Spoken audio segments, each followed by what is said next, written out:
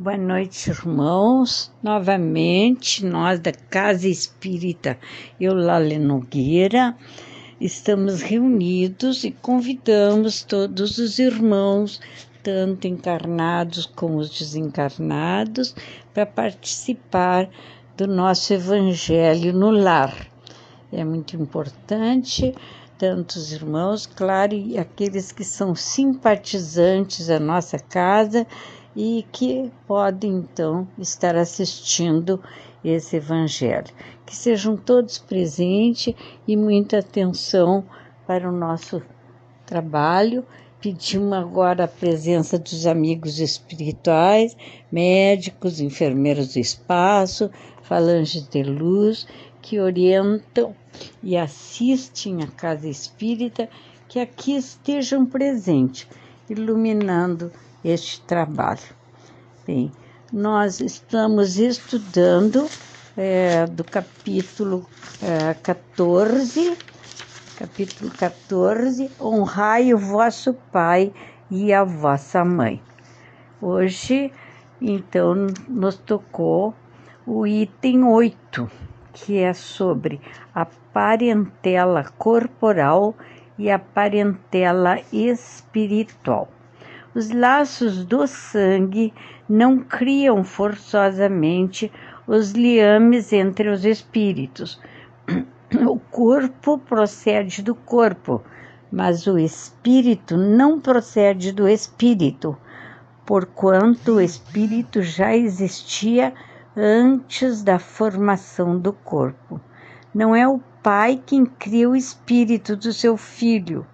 Ele mais não faz do que lhe fornecer o invólucro corporal, cumprindo-lhe, no entanto, auxiliar o desenvolvimento intelectual e moral do filho, para fazê-lo progredir. Os que encarnam numa família, sobretudo com parentes próximos, são as mais das vezes espíritos simpáticos, ligados por anteriores relações que se expressam por uma afeição recíproca na vida terrena. Mas também pode acontecer sejam completamente estranhos uns aos outros esses espíritos, afastados entre si por antipatias igualmente anteriores, que se traduzem na Terra por um mútuo antagonismo, que a ilha serve de provação. Não são os da consanguinidade os verdadeiros laços de família, e sim os da simpatia e da comunhão de ideias, os quais prendem os espíritos antes, durante e depois de suas encarnações. Segue-se que dois seres nascidos de pais diferentes podem ser mais irmãos pelo espírito do que se fossem pelo sangue. Podem então atrair-se, buscar-se, sentir prazer quando juntos, ao passo que dois irmãos consanguíneos podem repelir-se, conforme se observa todos os dias, problema moral que só o Espiritismo pode resolver pela pluralidade das existências, no capítulo 4, item 13. Há, pois, duas espécies de família, as famílias de laços espirituais e as famílias pelos laços corporais. Duráveis as primeiras, se fortalecem pela purificação e se perpetuam no mundo dos espíritos através das várias migrações da alma.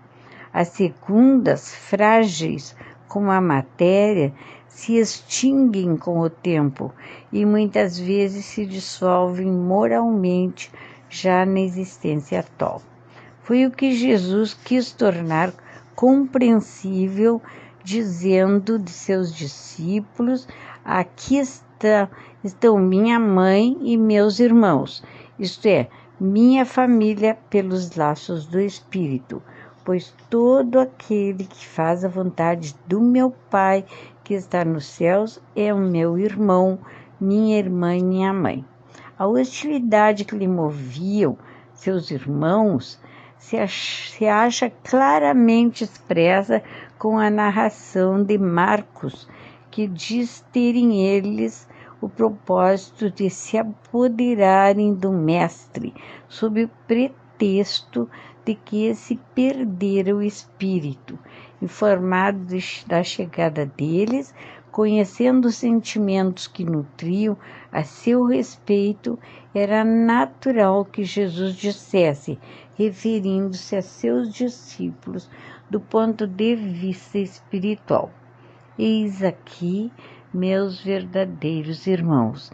Embora na companhia daqueles estivesse a sua mãe, ele generaliza o ensinamento que de maneira alguma implica haja pretendido declarar que sua mãe, segundo o corpo, nada lhe era como espírito, que só a indiferença lhe merecia. Provou suficientemente o contrário em várias outras circunstâncias. Então é uma lição assim muito importante, porque nós vivemos isso na sociedade muitas vezes, famílias inteiras que muitos são simpáticos, se dão bastante, têm afeição um pelo outro, um irmão, né? E o pai com a mãe, com os seus filhos, mas muitas vezes tem outros que não se simpatizam. E quando amigos assim, por exemplo, na sociedade ou numa comunidade, eles se dão, se amam, se querem muito, são simpáticos. Isso é importante, nós notamos diariamente isso aí. Então, isso aí explica durante as várias existências, porque quando o espírito sai do corpo, parte para o mundo espiritual, muitas vezes se morre com ódio, com raiva de alguém, de algum irmão, e ele depois pode retornar para refazer aquele momento, aquela amizade, porque nós não podemos de maneira nenhuma, temos que, mais que possível, nos dar com todos os irmãos, amar o nosso próximo como a nós mesmos. Então, isso é importante, e na família a gente tem condições, embora com muitas dificuldades às vezes, mas nós temos, é mais fácil estando ali no meio familiar. Então é importante. Então Jesus quis naquela época, naquele momento que estava com os discípulos, quis mostrar bem claro o que era a simpatia espiritual e um momento corporal. Claro, porque o corpo, o pai e a mãe dá o corpo, mas o espírito já tinha antes do corpo, né? Então nós temos assim muito importante essa lição para que entendamos muitas situações que acontecem na nossa sociedade. Então vamos agradecer por esse evangelho e queríamos agora aproveitar para pedir nesse momento pela humanidade inteira, por todos aqueles que sofrem nesse instante. É uma situação, nós sabemos, muito difícil, uma situação que todos estão vivendo, de grande sofrimento, a perda dos entes queridos.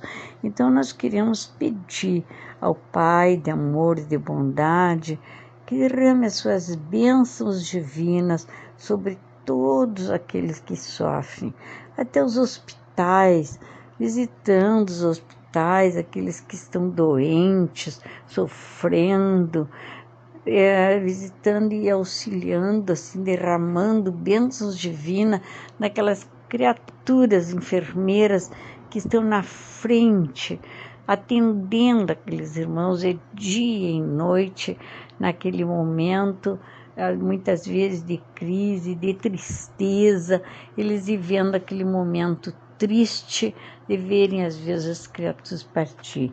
Então, que Deus esteja protegendo, iluminando, amparando e fortalecendo a cada um. Pedimos nesse instante também que a luz divina ilumine a cada um de nós e esse evangelho que vá a cada lar que está aqui nesse momento, ouvindo esse evangelho, e atenda cada irmão, derramando as bênçãos divinas sobre cada lar, penetrando em cada lar, desde a porta da frente até o fundo, levando as bênçãos, fortalecendo, levando a paz, a tranquilidade e o amor. Pedimos também que as águas que estão nas jarras, em cima da mesa, sejam elas tratadas com medicamento para o corpo e para o espírito de todos aqueles que a tomarem. E agora nós vamos encerrando nosso evangelho no lar, pedindo então que a paz, a tranquilidade e o amor permaneçam em cada um dos nossos corações. E muito obrigado por este momento tão especial que nós fizemos este evangelho no lar. Que Deus nos proteja e que a paz de Jesus permaneça com todos.